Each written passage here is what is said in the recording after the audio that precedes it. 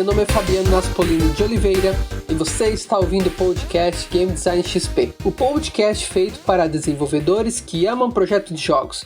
Esse é o 19º episódio de 2021. Nós vamos falar o seguinte, é uma pergunta que eu recebi, tá? E não foi a primeira vez já que eu a recebi. E assim, qual é o maior desafio que eu já passei desenvolvendo um game? E eu acho legal responder esse tipo de pergunta aqui no podcast, porque o podcast tem essa linha da conversa, tem essa linha de pensamento, de reflexão, de filosofia, vamos dizer assim, meio filosófico, né? E eu achei legal responder essa pergunta no podcast, porque a gente traz algumas coisas à tona que provavelmente você também ouvindo vai se identificar, ou talvez vai pensar num outro contexto diferente. Então é legal a gente trazer aqui pro podcast pra gente conversar sobre isso. E é difícil, né? Vou dizer pra vocês, essa pergunta é uma perguntinha difícil de responder, porque eu tive vários desafios já nessa minha trajetória de você tá basicamente desenvolvendo um game, mas vou citar alguns aqui que eu acho legal pra gente conversar, né? O primeiro deles que eu poderia citar pra vocês é o fato de você trabalhar com clientes corporativos.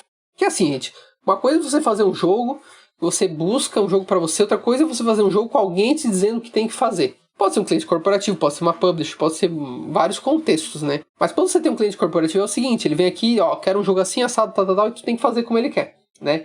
Então, e muitas vezes esse cliente corporativo, como eu trabalhei muito tempo nisso aí, ele muitas vezes não entende da área de jogos, né? Ele muitas vezes nem joga, inclusive, tá?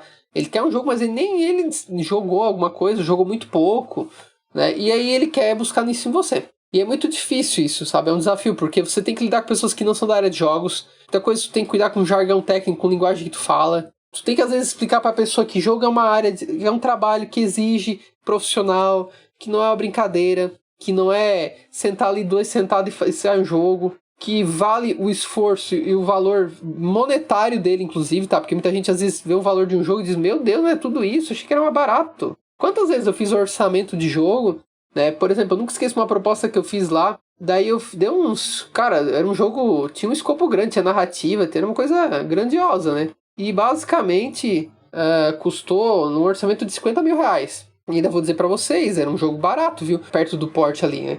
Era ainda um jogo barato, não era um jogo tão caro assim. Só que daí a pessoa achou caro? Não, porque você quer uns 2 mil reais e por aí vai. E é complicado, né? Por mais que às vezes tu explique, mostre tintim por tintim que gasta e tal, às vezes a pessoa não entende ainda, não tem essa compreensão. Ou então às vezes muito comum, mas eu faço aqui esse jogo no papel e saiu barato, mas só que é um software, né? E quando se trata de um software envolve automação, envolve muito mais coisa do que fazer um jogo no papel, entende? Então isso é complicado, né? Tu chegar nesse denominador comum e muitas vezes, ele dá uma sugestão que vai prejudicar a experiência de jogo e tu sabe que aquilo não vai ser bom. Quantas vezes eu fiz uma vez vamos fazer o que ele quer, e daí a gente mostra depois, mas guarda a versão anterior, daí chegar a mostrar pra ele e dizer, pô, não ficou legal isso aí, né? Aí então volta pra anterior, daí a gente já tava programado pra voltar pra anterior. Então isso aí é complicado, sabe? Até que ponto tu vai negociar e tal, mas assim, é uma experiência válida, porque tu aprende a lidar e negociar e vai e muda. Eu nunca esqueço de um jogo que eu fiz uma vez que basicamente a gente queria deixar os objetos mais lúdicos, né? E aí o cliente não queria porque vai descaracterizar com o objeto, não pode, não sei o que, não sei o que, não sei o que.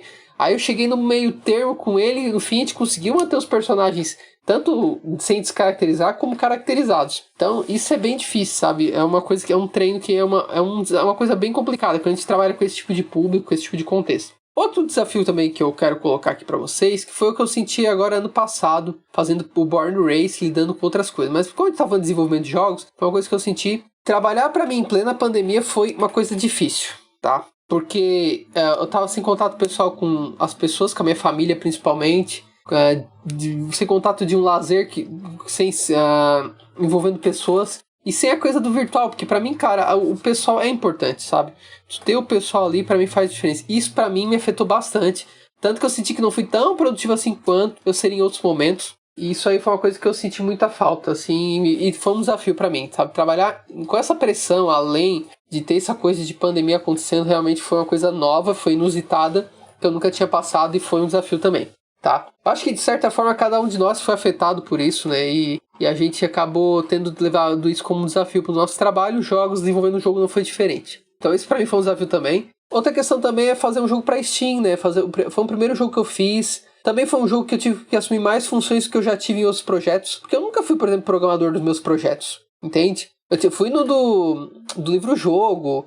Fui em alguns projetos, mas nesse projeto específico, né? Mas agora, você ser programador, ser roteirista, ser game designer, ser produtor, fazer marketing, fazer tudo negócio. Caramba, cara, eu nunca tinha feito tudo isso num jogo só. Geralmente que antes eu tinha pessoas sócias, né? Não só freelancers dividindo tarefa comigo. Nesse não, era eu, tipo assim, contratado do projeto e os freelancers me ajudando no processo. Então isso aí foi bem complicado, sabe? Isso foi bastante complicado. É porque é muita coisa, né? E ainda juntando com pressões e pandemia, ainda com tudo que tinha. Aí ainda todas as coisas que eu tenho do fábrica pra fazer também, né? Que a gente não tá só nisso. E aí, claro, vem aquela coisa do indie mesmo, né? Que o indie acaba tendo outras coisas pra fazer além do jogo. E então foi... Nossa, foi bacana. Mas, sabe, aquela coisa de provar pra mim que eu sou capaz de fazer as coisas, foi legal. Isso foi nesse sentido, foi legal. Porque o pessoal, assim, não tem muita noção, sabe? Mas eu sou uma pessoa que, de modo geral, gente, assim, ó... Isso, terapias ajuda, né? a entender.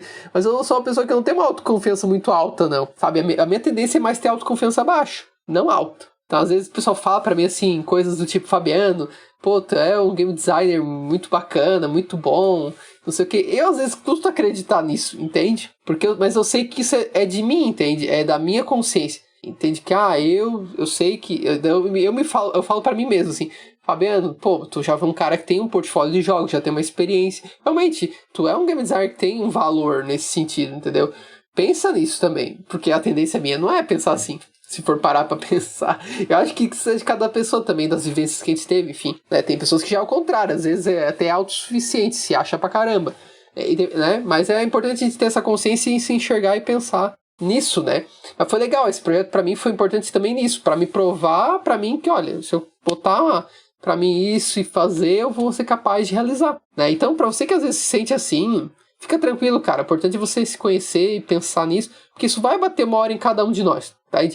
Dado o seu perfil, dado a sua abordagem, né? Então, eu, com a experiência que eu tenho, tudo que eu já fiz, eu ainda tenho, às vezes, esses dilemas, e faz parte do negócio, tá? O importante é você administrar, perceber isso, né? Mas é normal, viu? Faz parte. E outro desafio que eu acho também é de ter um negócio, né? Eu já tive estúdio, fechei estúdio, tenho fábrica agora, quase fechei fábrica, mas depois retomei, mudei a abordagem, mudei foco, né? Não continuei sendo um teimoso, tentando a mesma coisa, esperando resultado diferente, né? E aí, com isso, estou conseguindo, aos poucos, aí, desbravar esse cenário, né? Mas é altos e baixos, né? Como todo empreendedorismo, a gente não tem uma renda garantida. Mas é assim, salário é garantido também, né? Qualquer momento tu pode ir pra rua também, né? Então, é garantido até certo ponto também, né? Então, às vezes, tu vai ter um fim de semana, às vezes tu vai trabalhar no feriado. Gente, assim, ó, pra mim, feriado hoje, na situação que eu tô com fábrica, tal, tocando as coisas, ter feriado pra mim ou não ter, ó, faz a menor diferença. Mas não faz a menor diferença, porque eu trabalho normal, entende? Pra mim é normal. No fim de semana, muitas vezes, quantas vezes eu preciso fazer coisa no fim de semana? Né? Pra às vezes adiantar uma coisa, tá precisando, né? Então, às vezes quando eu ia viajar, agora claro, com pandemia não dá, mas tipo, quando eu ia viajar pra um evento, por exemplo, pô, eu vou ficar fora, vou ficar às vezes sem poder o meu computador pra fazer algumas coisas, o que eu fazia? Adiantava, fim de semana, muitas vezes, pra poder estar depois lá focado no evento. Isso é normal. E aí, tu vai ter isso. Claro que às vezes tem que controlar, né? Pra não virar um workaholic, né? Mas assim, no início, gente, você vai trabalhar muito mais, tá? Claro que não vai ser a vida inteira assim, tá? Vai chegar um momento que tu vai ter um certo equilíbrio disso, né? Não precisa ser assim a vida inteira, mas no início, realmente, cara, tu vai precisar mesmo trabalhar mais. E assim, gente, trabalhar com foco certo também, porque não adianta também trabalhar 12, eu trabalho 18 horas, mas no foco errado. O que adianta daí? Tá trabalhando no foco errado? Você tem que também procurar parar pra refletir as coisas também, né? Por isso que é desafiante ter um negócio. Entendeu? Por isso que é difícil ter um negócio. Por isso que não é qualquer um que quer ter um negócio. Porque tem essas variações. E depende de você. E depende de você se organizar. Depende de você ter prazo. Não vai ter ninguém te dando um prazo, como é numa escola, numa faculdade, de um professor te cobrando prazo, ou um chefe te cobrando prazo. É você que vai ter que estabelecer isso. E aí, muitas vezes, você não tem perfil para isso. Você precisa de alguém te dizendo o que tem que fazer, te dizendo como é que tem que ser, te dizendo, estabelecendo prazos para você, né? No caso do empreendedores, não tem isso, entendeu? Que tem uma aguinha batendo na bunda, assim, todo dia, fazendo, cara, tu vai ficar sem dinheiro, hein? Como é que tu vai pagar os teus boletos aí? E aí te vira, cara. Entende? Então, isso é um desafio muito grande. Por quê, gente, que eu falo isso? Porque quando você tá na área de jogos aqui no Brasil, você vai ser indie.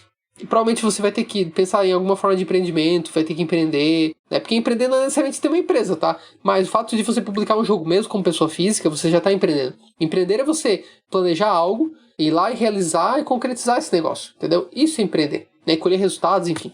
Isso é empreender. Tanto que dentro de empresas hoje existe o intraempreendedor, que é o cara que está dentro de uma empresa, mas está tendo atitudes de empreendedor, né? Implantando, por exemplo, coisas novas lá, né? Empresas como o Google tem muito isso, né? De incentivo a incentivar projetos e tal, né? Tanto que surge muita tecnologia vem disso aí, lá, né? Do Google, enfim, né? Dessas plataformas aí. Vem disso, né? No dia eu tava ouvindo a história, aí não é nem na área de jogos, mas do criador do Orkut, né? E a ideia dele veio dentro da empresa, né? Veio dentro desses projetos que desenvolveu. Então, ou seja, ele como empreendedor desenvolveu um projeto e trouxe, né? Então, ó, que legal. Né? Por isso que eu digo, empreendedor não necessariamente ter uma empresa, tá, gente? Só para deixar bem claro isso. Mas quando você vai como indie aqui no nosso mercado nacional, você vai acabar sendo empreendedor também. Então daí é importante ter esse perfil. E é um desafio, é um grande desafio, tá? Desses desafios que eu citei até para vocês aqui, para mim é o maior desafio, se for considerar, tá? É um dos maiores desafios, essa pegada aí de empreendedorismo. Então eu diria que dos que eu citei, é o maior. Mas eu queria citar outros porque rende uma discussão, você vai se identificar com outros, e é bem legal isso. Tanto que essa questão de gestão, de marketing, tudo aí, eu trabalho no cursinho de Game Dev, que é um curso que não tem inscrições sempre abertas, eu abro por um tempo e fecho, que é voltado exatamente para isso, para gestão, para marketing, para produção. A gente acaba falando de questões pessoais também, né, dando dicas, recomendações, porque a gente sabe que vai afetar em alguma ponta, você vai precisar começar a construir essa bagagem agora, para construir algo gradativo e perene aos poucos, né? Porque não é da noite pro dia que teu jogo vai vender milhares, não é da noite pro dia que tu vai ficar rico, não é da noite pro dia que tu vai conseguir. As coisas vão se construindo, né? Aos poucos. E às vezes tu vai acertar, às vezes tu vai errar, o importante é tu construindo aos poucos. E gradativamente construindo essa trajetória aí, entende? E já indo por um caminho mais assertivo também ajuda, né? Você vai direcionando pra uma coisa mais certa. Que é o que eu falei, não adianta ter 12 horas de trabalho no foco errado. Não adianta de nada. Trabalhar por trabalhar não adianta, né? Então é muito nesse sentido.